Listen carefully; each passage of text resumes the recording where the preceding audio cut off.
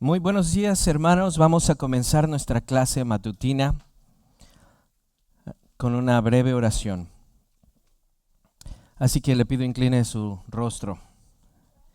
Señor, te damos gracias esta mañana por tu bondad, por tu amor, por tu gracia. Señor, pedimos que bendigas esta clase, Señor, y que me ayudes a expresar algo tan bello como la verdad del Hijo Eterno. Oramos por solo sus méritos en el Espíritu Santo. Amén. Muy bien, deben de tener 3 hojitas para la clase de hoy. Es un poco larga, pero espero que me dé el tiempo de hacerla completa. Y vamos allá. En nuestra lección pasada estuvimos estudiando la tercer sola, la sola fide, que es básicamente fe, la sola fe, la cual enseña que dentro de la historia del mundo, desde la creación, nunca ha habido un momento en el cual alguien haya sido salvo por sus obras. ¿Sí se acuerdan? Nadie en ningún momento de la historia ha sido salvo porque Dios ve sus obras y dice, a él sí lo justifico, sino que ha sido por la fe. Cuando vemos la perfección de la ley de Dios obviamente, nos damos cuenta que no existe ser humano que pueda cumplirla, hermanos, en serio. Entonces, la justificación siempre ha sido por, vean, depositar nuestra confianza en Dios y lo que ha hecho por medio de Cristo.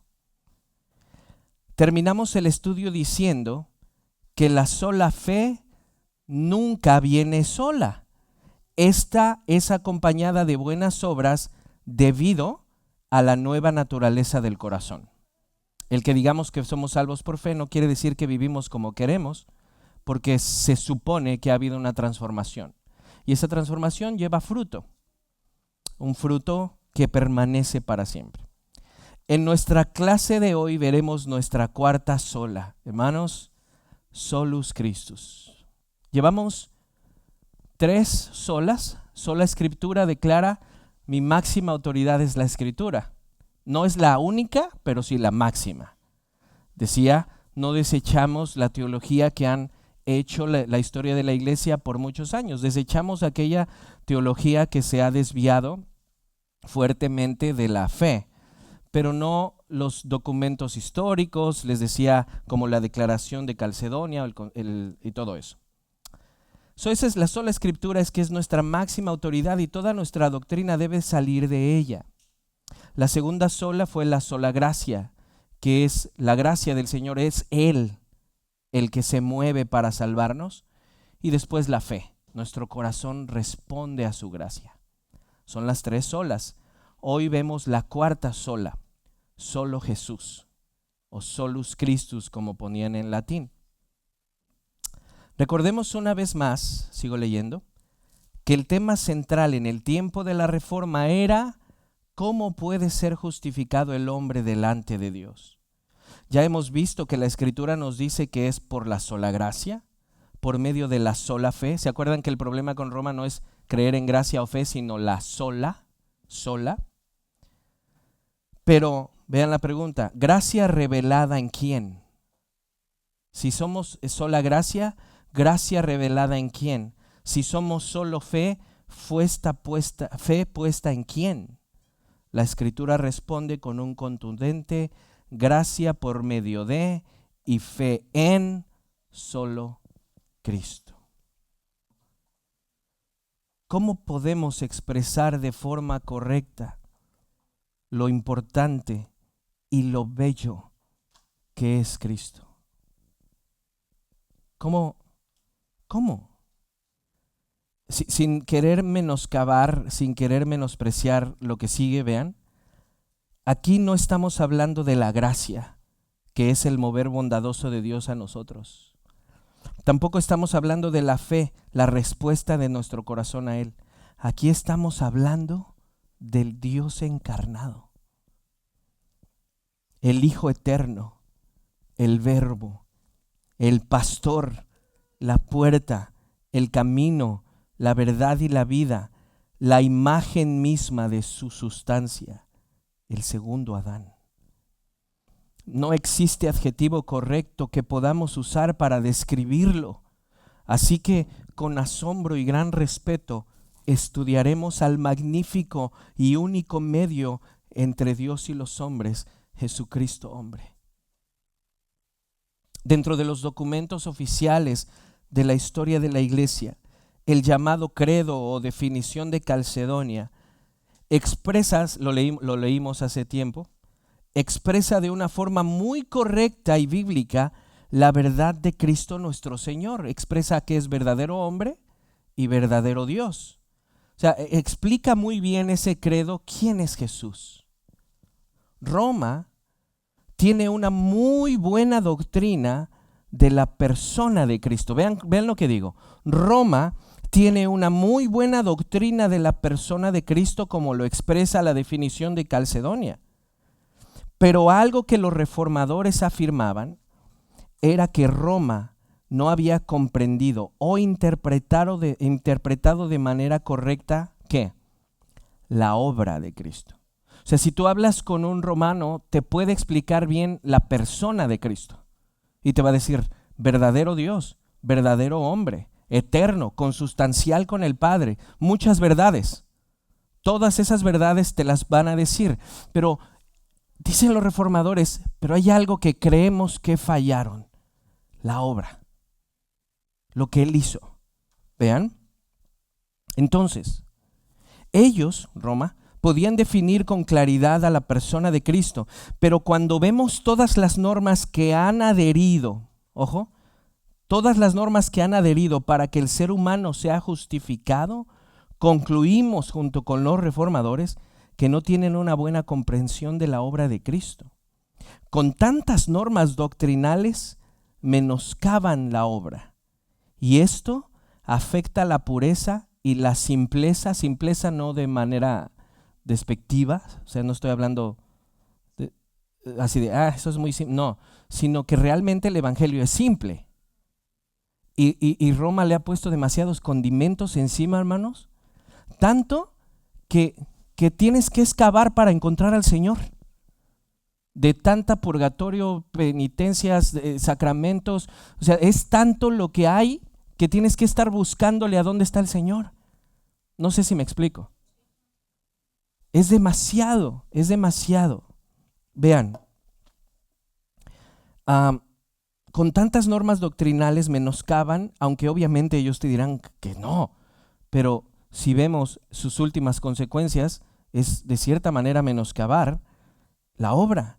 Y eso afecta la pureza y la simpleza del evangelio. En otras palabras, con tantas cosas adheridas se perdía la grandeza de la obra de Cristo. Cristo vino a morir por el perdón de nuestros pecados. Eso es innegable. Nadie que sea una persona correcta en teología podría negar que Jesús vino a pagar por nuestros pecados. Eso es innegable. Entonces, para Roma, el sacrificio de Cristo nos da lo suficiente para tener el perdón disponible en todo momento. La justificación se logra a través de la correcta dispensación de los sacramentos. Por ejemplo, para que el pecado original sea borrado de tu vida, te tienes que bautizar de chiquito. Ese es el inicio de la gracia infusa en el ser humano.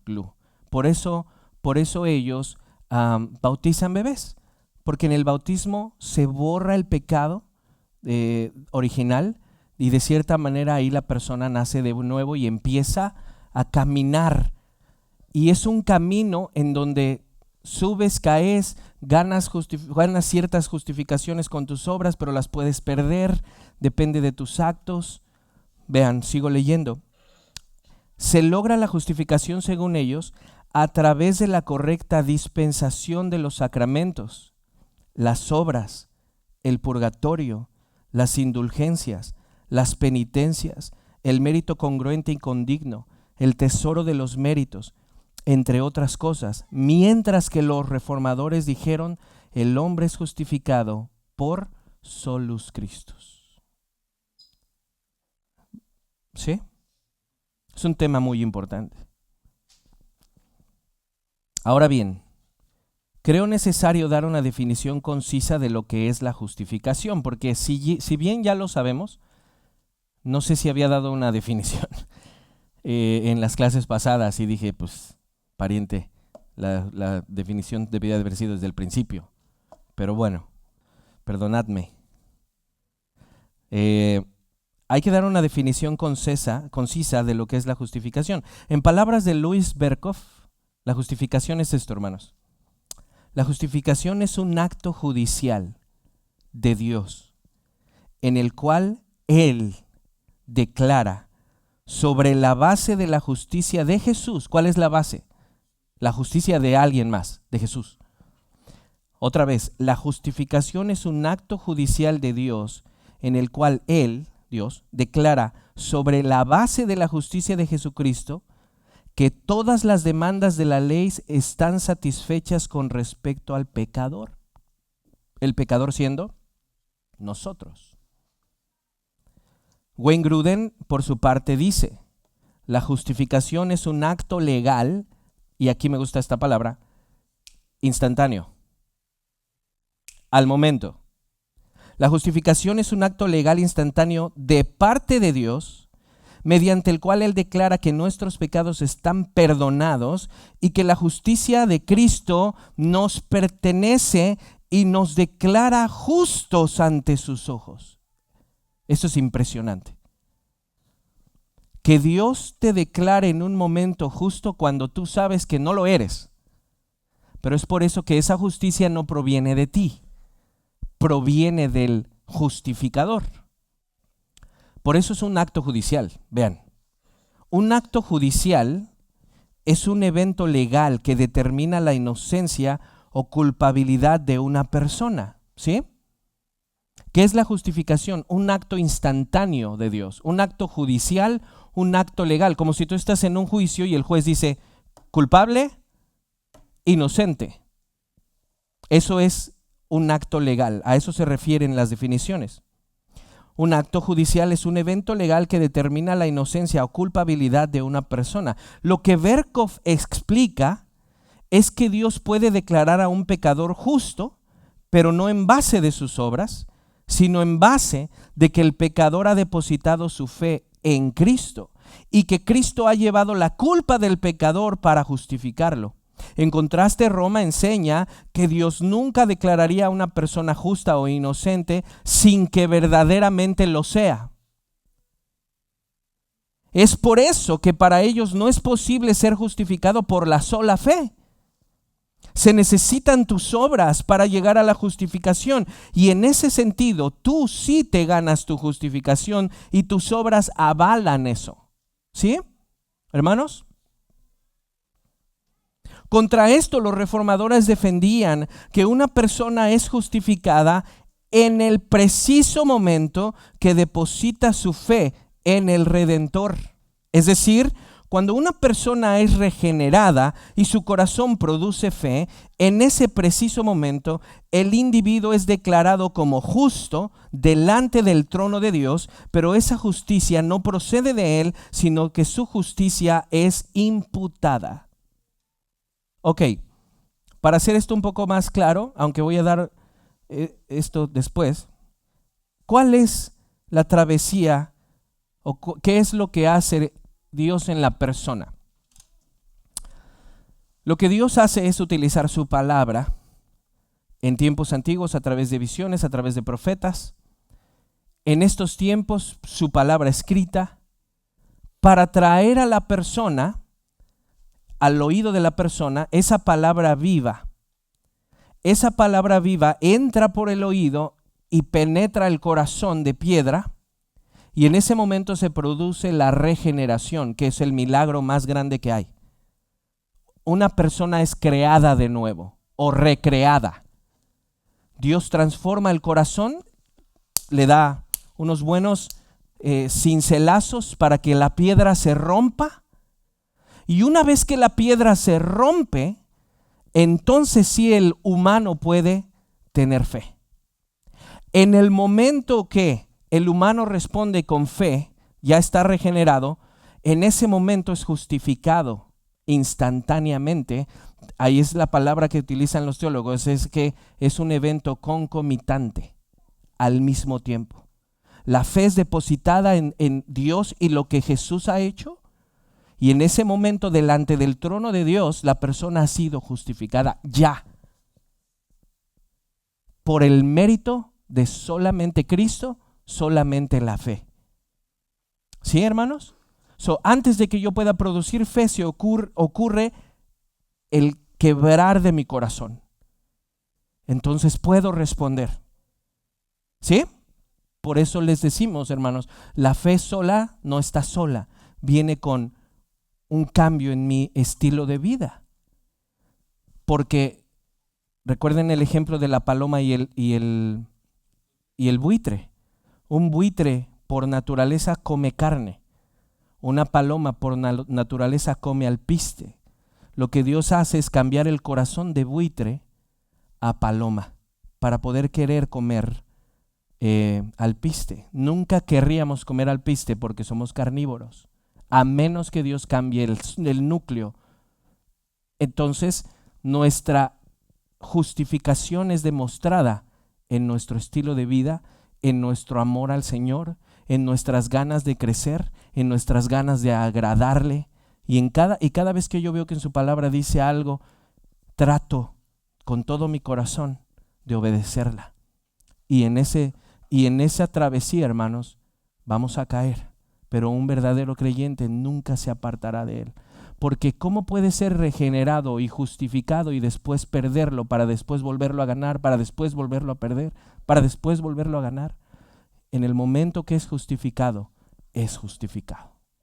Entonces, mis hermanos, a la persona, según la Reforma, y cuando digo según la Reforma, según la Biblia, pero ahorita vemos eso,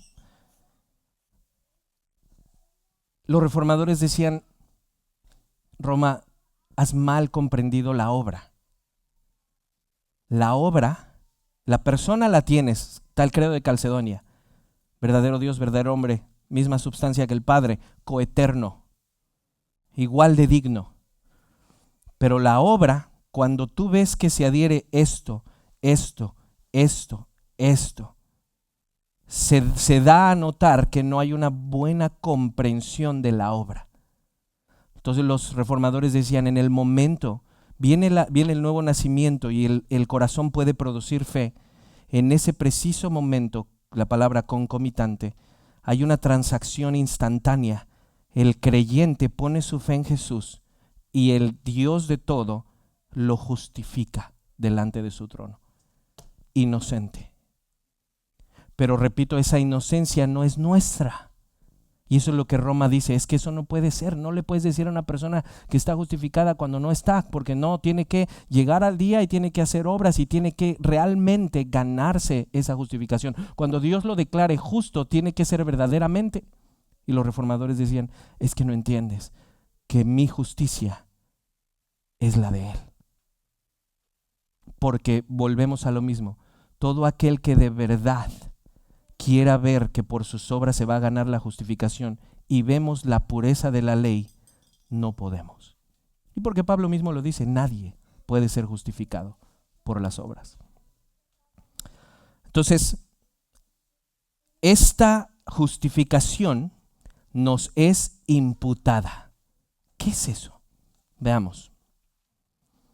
¿Qué querían decir los reformadores con imputación? No sé si sea una palabra rara para nosotros en español. Imputación, vean cómo utilizaron los reformadores esta palabra para explicar una verdad. La imputación, según su definición, es atribuir o transferir la justicia o culpa a alguien.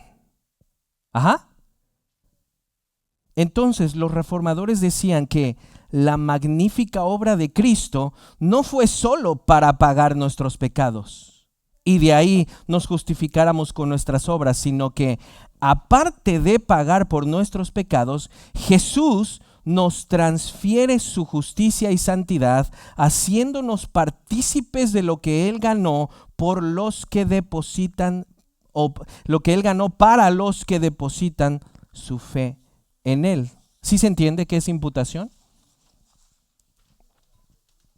Entonces, Iglesia Bella, si nos damos cuenta, hay una gran diferencia entre la doctrina romana y reformada acerca de la justificación. ¿No creen que es una gran diferencia?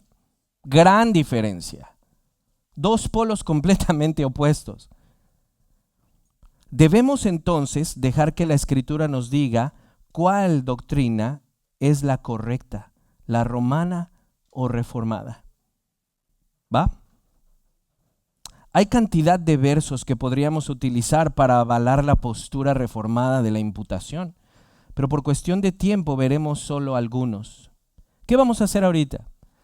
Eli, si la Biblia es nuestra máxima autoridad, de ella debemos de sustraer, ¿se dice? La verdad, las verdades. ¿Y será que la Biblia nos enseña que realmente eso de imputación es correcto o fue un invento de los reformadores para atacar a los romanos? Si podemos ver en la Escritura ese concepto de imputación, deberíamos, hermanos, nosotros de concluir que los reformadores tenían razón. Vean lo que dice Levíticos 16:20. Cuando acabe de hacer expiación por el lugar santo, la tienda de reunión y el altar, presentará al macho cabrío vivo. Aquí hay un animalito que tiene el levita en el Antiguo Testamento. Después, Aarón, vean esto, tío, por favor.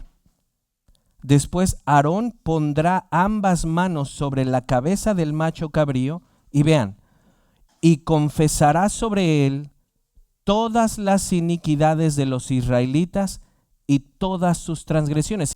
Ojo, ¿qué es imputar? Transferir. ¿Y qué es lo que Aarón está haciendo ahí? Hay un animalito y Dios le dice, pon tus manos en su cabeza como representación de que todos los pecados de Israel se le están siendo pasados al animalito. ¿El animalito tenía culpa? No. Pero era la representación de lo que venía. Vean otra vez, hermanos. Después Aarón pondrá ambas manos sobre la cabeza del macho cabrío y confesará sobre él todas las iniquidades de los israelitas y todas sus transgresiones, todos sus pecados, y poniéndolos sobre la cabeza del macho cabrío, lo enviará al desierto por medio de un hombre preparado para esto. El macho cabrío llevará sobre sí todas las iniquidades de ellos a una tierra solitaria, y el hombre soltará el macho cabrío en el desierto. Imputación, transferencia. Está el pueblo, está el mediador que es el sacerdote y está el animalito. Y Dios le dice, pon tus manos y transfiere las culpas de ellos al animal y llévalo al desierto. ¿Están conmigo? Otro verso, Isaías 53, 4, 5, hermanos. Ciertamente Él llevó nuestras enfermedades y cargó con nuestros dolores. ¿Qué? Llevó y cargó. Con todo nosotros lo tuvimos por azotado, por herido de Dios y afligido. Vean, pero Él fue herido por nuestras transgresiones. Él fue herido por mis transgresiones. Imputación, transferencia. Él fue herido por mis, molido por mis iniquidades. El castigo por nuestra paz cayó sobre él, y por sus heridas hemos sido sanados. Verso 11. Debido a la angustia de su alma, Él, Dios el Padre, lo verá y quedará satisfecho. Tetelestai. Consumado es. Por su conocimiento, el justo, mi siervo, ¿qué dice después? Justificará a muchos y cargará las iniquidades de ellos. Justificará, cargará. En Romanos 8:1, por tanto, ahora no hay condenación. No hay condenación para los que están en Cristo, los que no andan conforme a la carne, sino conforme al Espíritu. ¿Por qué no hay condenación para esas personas? Porque alguien ha pagado por ellas. Eso, hermanos, eso sí es una buena noticia. Eso sí es un evangelio. Segunda de Corintios 5:21. Al que no conoció pecado, lo hizo pecado por nosotros, para que fuéramos hechos, vean hermanos, justicia de Dios en Él, justificados en Dios por Él. Eso es buena noticia. Qué bello es Jesús. Hebreos 10:12-14, pero Cristo, habiendo ofrecido un solo sacrificio por los pecados para siempre, se sentó a la diestra de Dios, esperando de ahí en adelante hasta que sus enemigos sean puestos por estrados de sus pies. Hermanos, vean esto, porque por una ofrenda Él ha hecho perfectos para siempre a los que son santificados. Podemos ver a través de estos textos que la postura reformada de la imputación es realmente válida y bíblica. Iglesia, esto es el evangelio, hermanos. Esto es el evangelio puro, comprender que el sacrificio del Señor me hace justo a mí cuando veo mi corazón y cuando veo que todavía, aún nacido de nuevo, fallo. Esto es una buena noticia. Estas son las buenas noticias. Dios en Cristo ha perdonado nuestros pecados y nos ha hecho copartícipes de todo lo que Él ganó. Justificar entonces en el sentido bíblico se logra mediante la transferencia de la justicia de una persona a otra.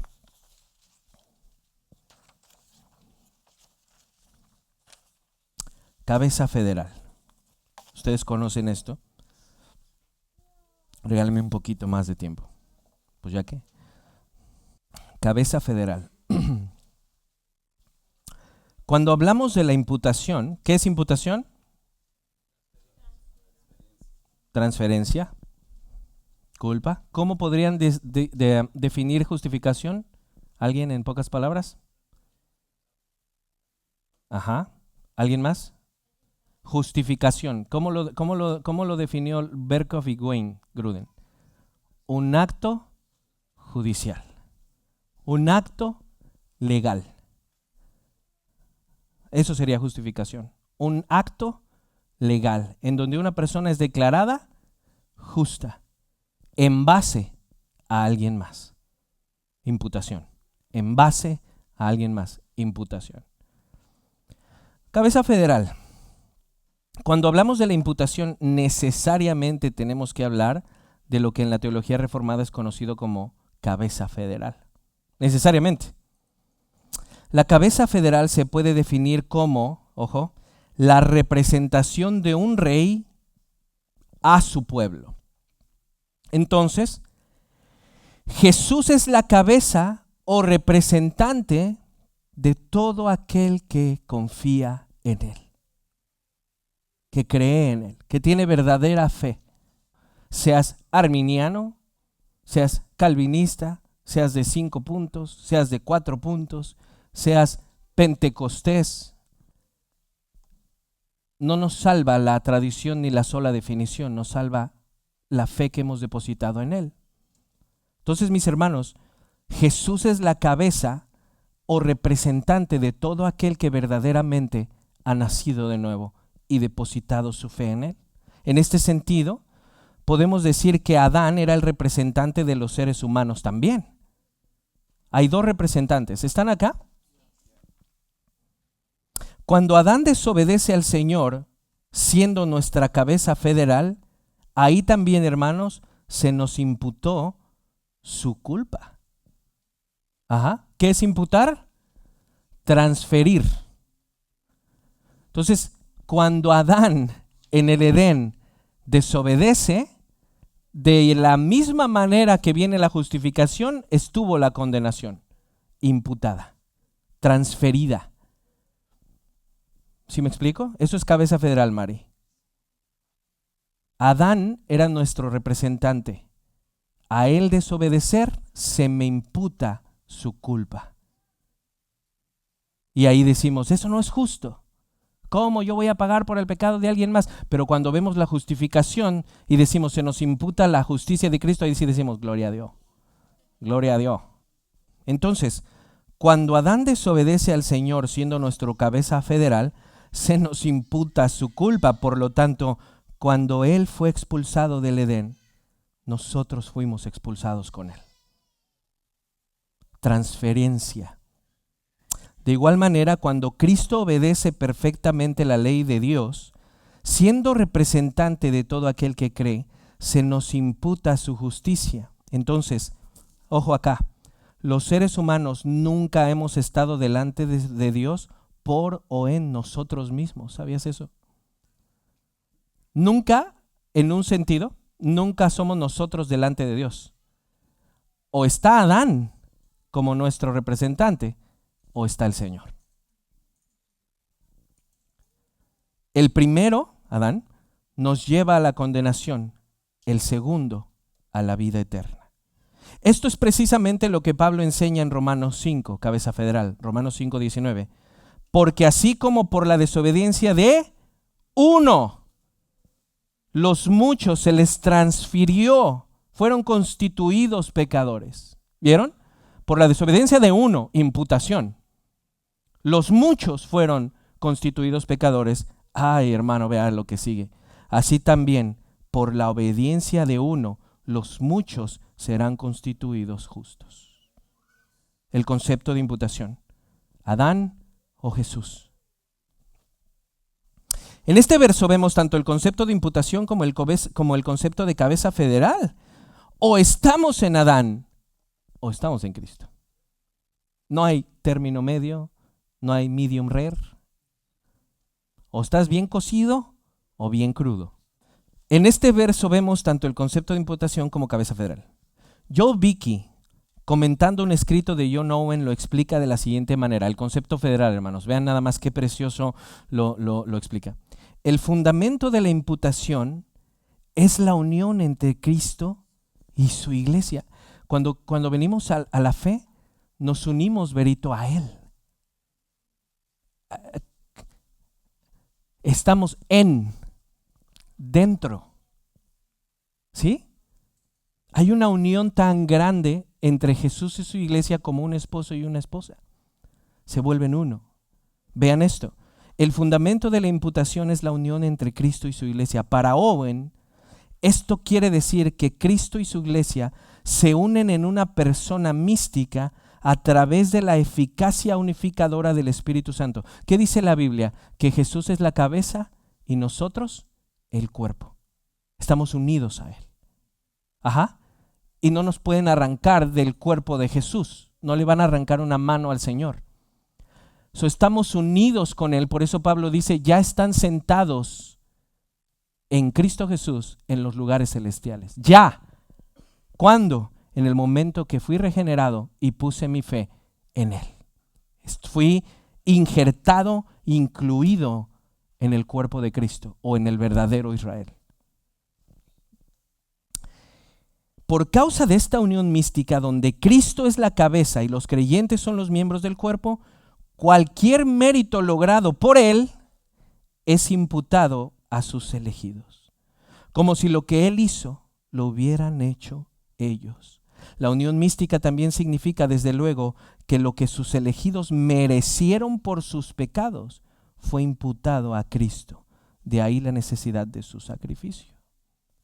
Por ejemplo, este es un ejemplo muy tonto, pero si Jesús está corriendo un maratón, no va a llegar solo la cabeza, llega todo el cuerpo y ganó el cuerpo entero. Porque Él ganó y porque nosotros estamos en Él, ganamos. No, hombre, ustedes son reaguados. Mediación, con esto termino. Mediación. Para concluir, debemos decir que existe solo un medio entre Dios y los hombres, y ese medio es definitivamente Jesús. Primera de Timoteo 2:5 dice, porque hay un solo Dios y también un solo mediador entre Dios y los hombres, Cristo Jesús, hombre.